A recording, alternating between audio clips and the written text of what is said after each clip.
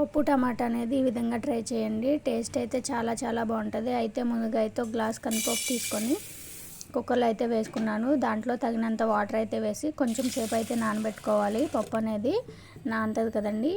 ఇంకా ఈ లోపు అయితే 4 టమాటాలు, 2 పచ్చిమిర్చి, 1 ఉల్లిపాయ అయితే చిన్న చిన్న ముక్కల కింద కట్ చేసి పక్కన అయితే పెట్టుకున్నాను. ఇదిగోండి కందిపప్పు అయితే ఈ విధంగా ఒక 2 సార్లు అయితే కడిగి పక్కన అయితే పెట్టుకోవాలి. ఇంకా ఇప్పుడు దీంట్లో మనం ముందుగా కట్ చేసుకున్న టమాటాలు, పచ్చిమిర్చి, ఉల్లిపాయ వేసేసుకోవాలండి. అలాగే తగినంత చింతపండు వేయడం వల్ల టేస్ట్ అయితే బాగుంటుంది అన్నమాట. ఇక్కడ నేను చింతపండు అనేది కడిగి అయితే వేస్తున్నాను.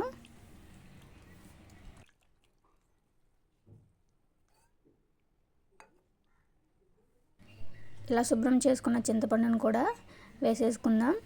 అలాగే దీంట్లో తగినంత పసుపు,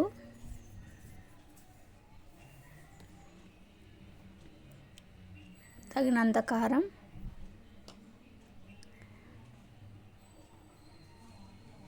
అలాగే కొంచెం ఆయిల్ వేసానండి. ఆయిల్ వేయడం వల్ల పప్పు అనేది బాగా ఉడుకుద్ది అన్నమాట.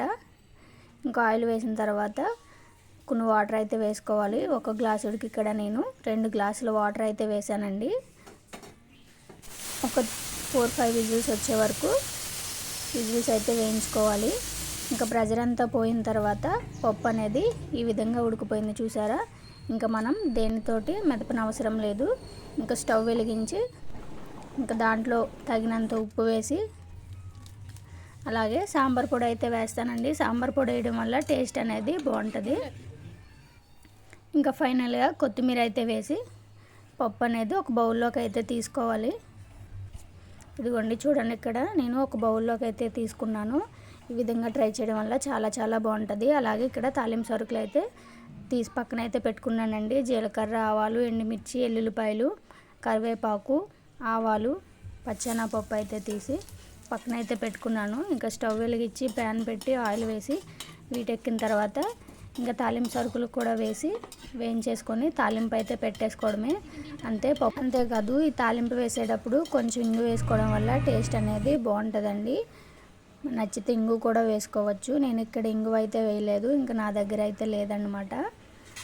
ఇదిగోండి పప్పు టమాటా రెడీ అయిపోయింది. చాలా చాలా సింపుల్, అలాగే టేస్ట్ కూడా చాలా బాగుంటుంది. నచ్చితే ట్రై చేయండి. Please subscribe my